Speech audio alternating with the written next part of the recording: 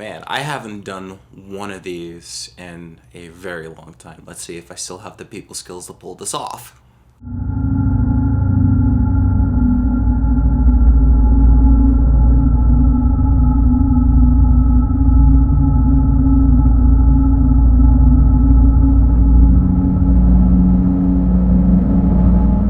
Hey guys, how's it going?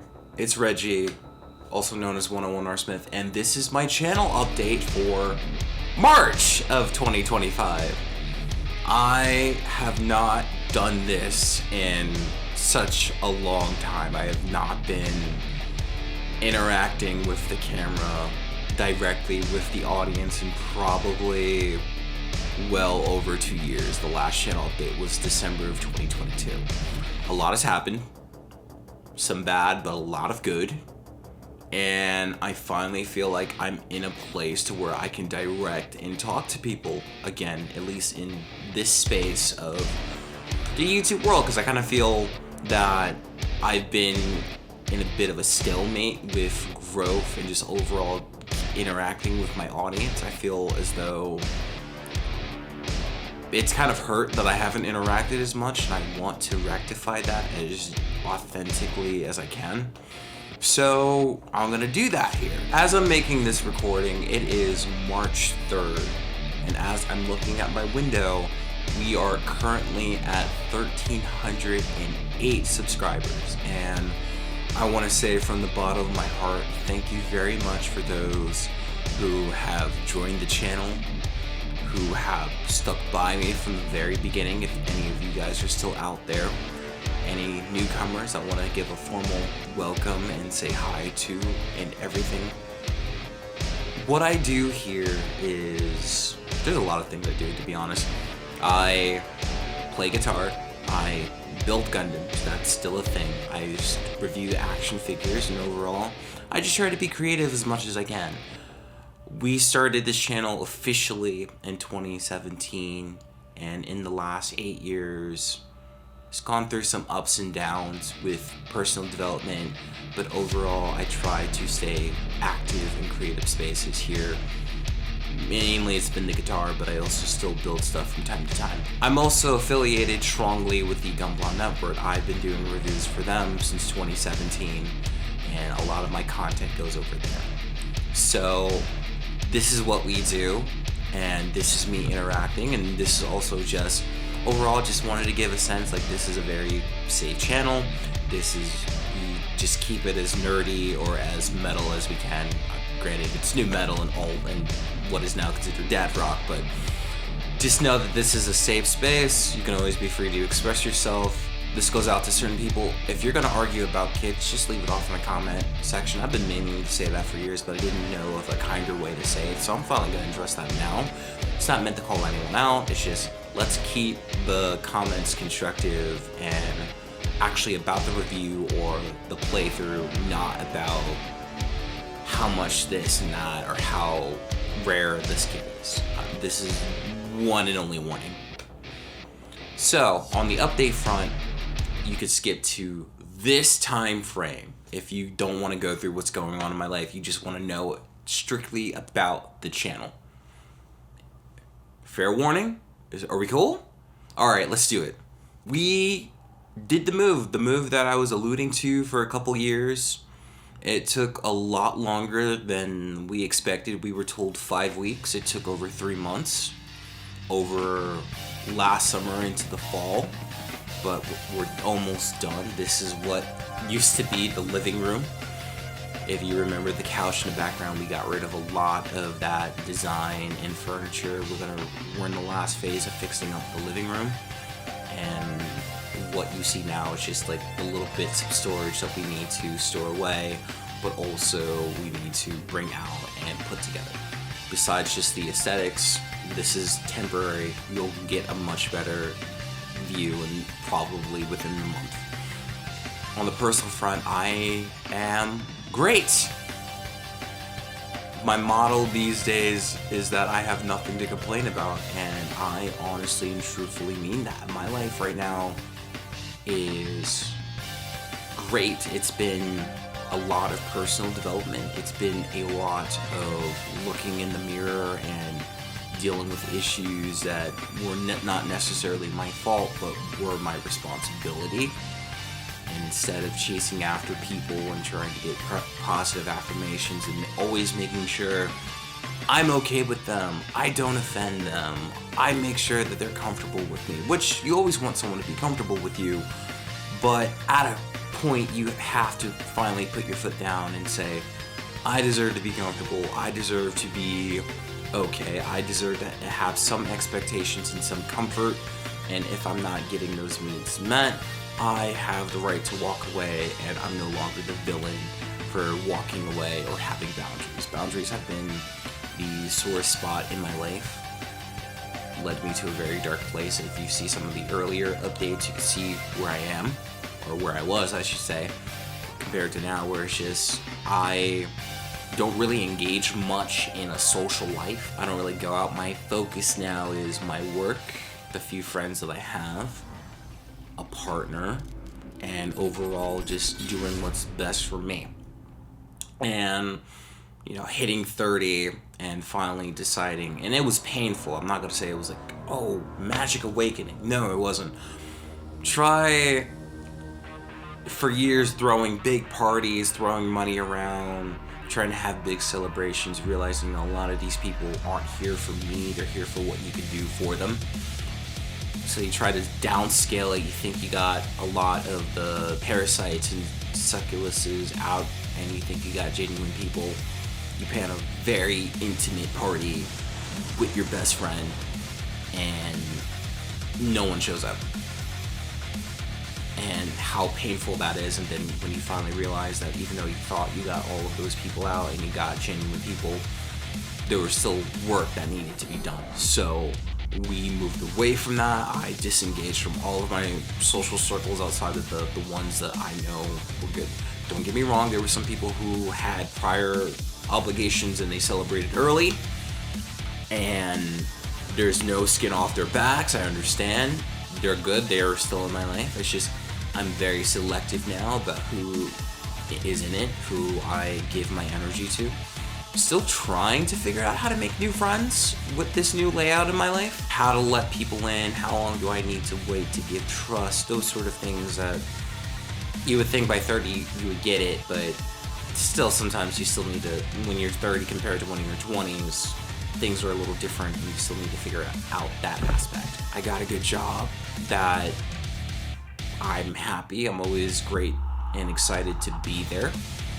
Gives me a lot of wiggle room to spoil myself, and overall I honestly don't have any complaints. The little complaints I have are workable, and I know definitively that I have the power to make what I want happen and make those changes. They're not monumental obstacles that seem nigh impossible anymore. I can do it. I just gotta put the time, effort, and the mental drive to make those things happen. On top of that, since I've hit 30, I've been trying to do small little things to take better care of myself because, when you're 30, you're not exactly indestructible anymore. Small little things like wearing noise canceling earpieces so I don't lose my hearing or any more hearing. Taking care of my knees, taking care of the little things that I take have been negligible, but my youth has allowed me to push through that. So that's where we're at the personal life. I got no complaints. I'm really happy. I'm good. I'm thriving. Things are starting to shape up. There's still some things I'm being challenged on that I'm in some ways being asked to step up. And that has been a stressful challenge, but not in a bad way. Not like, oh my God, I'm tearing my hair out. It's more, okay, I have these limitations. Can I meet them? Can I break them? Or is it just who I am? I'm trying to figure out that aspect of life. That's been interesting because now I have no more complaints. I have no more excuses. It's fully in my control, my life. Those have been interesting challenges. Some of them I've met, some of them are still on the back burner.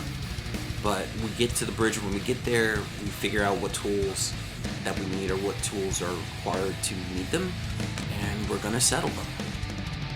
That's on the personal life. So what's going on with the channel? On the channel, there's gonna be some things that are changing. I need to say this to you guys. Unfortunately, reviews are not going away. I know in the last 2 years, it seems like reviews are far and far in between. Partially it was the move. Partially it was losing enthusiasm from Gunpla. I felt we were seeing a lot of the same things over and over again. I've been a Gundam fan since I was 6 years old watching Gundam Wing. When I became a fan of Gunpla in 2014, there was just like a mass world. Not saying there isn't a mass world now, but it's just all the cool things I thought could happen have already happened. And the content outside of, like, say, IBO, it's been hit or miss with me, which has been reflected with the Gunpla and Plamo altogether. I still have an interest, but the guitar was definitely something that... Guitar is so much easier to pick up, whereas, like, Gunpla is going to take multiple days. But now that we got the move together, now that I have the setup together, I have a massive backlog in there of unbuilt kits that I need to build, and I'm really interested in building them. I've gotten a lot of my enthusiasm back, so I can't wait to pull that together. So reviews are not gone. If you thought this is just a guitar playing channel, no. In fact, you're going to be getting at least 2 reviews this month in March, and I promise that. And one of them is an action figure. I won't tell you, you gotta see it yourself. On the Gunpla and just reviews, those are not done. Those are the foundation of the channel. This is what brought me to the dance, and while I'm not the greatest reviewer in the world, in my personal opinion, or the most consistent, I'm not giving that up because I do enjoy that hobby. It's just the guitar is... If I'm being honest, guitar is now number 1 and Gunpla is number 2. And if you're here for that, if you're an early adapter or a subscriber and you want to walk away, I understand. But I promise you there's going to be content for you. On the guitar front, I just finished We Are Not Alone by Breaking Benjamin, one of my favorite albums growing up as a kid. It took a lot longer than I thought, like 6 months. Ugh. The move didn't help, because in that process of covering the albums when the move started, and that left me very uninspired to play until after a certain point where I was told 3 weeks, no, 5 weeks, and it's just like, okay, we need to start kind of living our lives again instead of living out of boxes. So we got that done. What's going on now with guitar? The next step is there's a lot of albums I loved growing up as a kid that are turning 25 this year. At least 3, if not 4, because there's one of them that's turning 20. Hybrid Theory, I did do a cover. I almost did most of the album 5 years ago, but I wasn't totally happy with it. Like, I am, because that phase of trying to cover Hybrid Theory I felt was a breakthrough era for me as a guitarist. That was when I was starting to get competent. So I don't regret those videos, but I'm a much better player now at 30, 31 compared to 25, 26. I wasn't exactly a novice, but I wasn't exactly as great as I could be. Especially now, or compared to back then, where I was in some aspects cheating. Instead of, oh, B standard on the 7th string. No, we're gonna do it in drop B. No, I had the fundamentals and skill to actually do the songs in drop B. Hybrid Theory by Linkin Park, The Sickness by Disturbed, White Pony by Deftones, and another favorite from my childhood, Karma in Effect by Seether, is turning 20 this year. However, I noticed that it's hard to do an album front to back. It's not just the time consumption that it takes, but the interest. Just doing We Are Not Alone by Breaking Benjamin, it was just like so weird. Like some videos did better than others, even though I'm doing the album front to back. I know some songs are more popular than others. Some songs have a lot of guitar covers you could find. Others are more scarce. So in that regard, if we're doing like 4 different albums throughout the year while still trying to take on modern interest, because there's gonna be songs that come out that I'm gonna want to cover and I can't just ignore because they're really good. I think more it'll be like broken up more instead of front to back, because it's kind of the same idea as acting. You live in the world of the art. When I do a cover of an album front to back, I'm living in that album. I'm listening to it every day, and I don't allow myself to get out of that space. And that's not fun. I do want to do it, but I think it's more, let's just do chunks and then just spread them out. And though Hybrid Theory, it will be done front to back. That's like the one, there's like no excuses whatsoever. There's another project I'm gonna be working on, which is, I call it 30 Years of Korn. Yes, I know, I'm kind of late. I'm already running about 6 months late from the release of the first Korn album 30 years ago.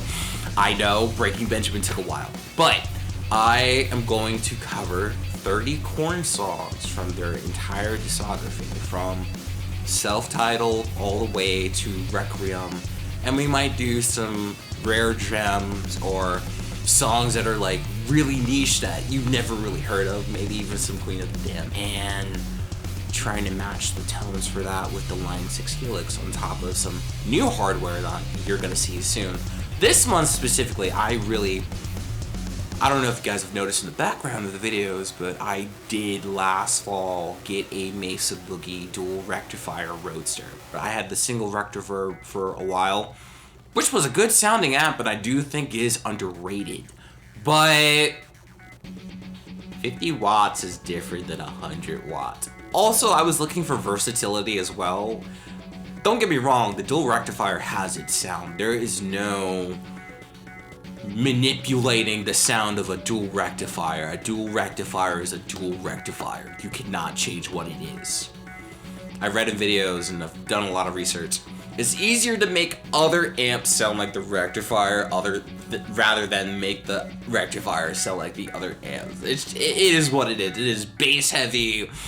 It is just low end. It is what it is. It's the sound of my childhood. It's done a lot of records. And 50 watts versus 100 with 4 channels that give you a lot of versatility. Yeah, I went with the Roadster. And then I'm really in my amp bag phase, so I got another amp. It's the Marshall DSL 100HR. And this is the first and one of the few things I ever bought brand new. I don't really buy a lot of brand new gear because as a musician, and a guy that doesn't necessarily always have a lot of money laying around, I haven't had always the luxury of buying it new. It's also just been a time saver to just get it used anyway. I can name you off the top of my head maybe 2 or 3 things I've ever bought brand new in the 6 years of playing guitar. A lot of albums I've used have also used Marshalls, and I don't have money for GCM 800. Also, it's not exactly the most gain-heavy amp they got, so I went with this to get those Marshall tones, and I can't wait for this month. That's going to be a lot of Marshall-based tones that you're going to be getting. Still trying to figure out how to record amps directly. I do have a 2-notes torpedo captor, but I also would prefer to use miking, and I live in an apartment and loud amps do not agree with the neighbors or my mother, so we're working on that. And then overall, the last big thing really is just changing softwares. I've been Vegas Pro since I was in high school. I got Vegas Pro 12 when I was a junior in high school. Got to 16 and even 17 once I needed to start recording for 4K, but after 14 years of being in the same software library, I wanted to try something different. Something that doesn't crash all the time and will render and stop rendering and freeze my computer and I have to start all over again. I'm trying to transition out of Vegas Pro and into DaVinci Resolve. We're gonna try that as a software to edit videos. You will see that change very soon. And I wanna see how that goes, and I wanna see the tools that they have. None of the AI tools exactly are the ones that are like, oh, I want this, but more, I want more intuitive ingenuity because I do run 4K and I want better production overall. So we're also working on that in the background in terms of lighting. I want to try to get the best looking videos that I can within my budget because I've had this 4K Sony FDR camera for about 5 years and I don't see anything new. I'm definitely not going to 8K either. That's just ridiculous. So that's what's going on. You're gonna get reviews. On the guitar front, we got a lot of albums that are having big anniversaries this year. We're gonna cover them. Moving some software around and trying to raise some production values here and there and trying to learn some new tricks. And you'll even see some new visuals pop up at the channel in the very near future. So I'm really excited for that. I, again, want to apologize for not exactly being the most active or the most interpersonal YouTuber out there. I know that I apologize a lot, but I'm trying in my own ways to make more effort, and this is an effort to try to initiate and interact with you guys and let you know, even if it's just 50 people who watch this, it's worth it for those 50 people. And I never forgot my mission of, if one person buys a kit or gets interested in a hobby or a franchise or just a game because of me, then it's worth it. I've never forgotten my mission statement over the years, and still to this day, I try my best to live and stick by it. So those of you who have stuck by me, I'm very grateful and I'm thankful for everyone sticking by. Those who are new, thank you for finding interest. And overall, I want to make 2025 for the channel as best as I possibly and reasonably can for everyone, not just for me, but for you guys too. So this is the update for the channel, and I hope everyone has a great day. See ya.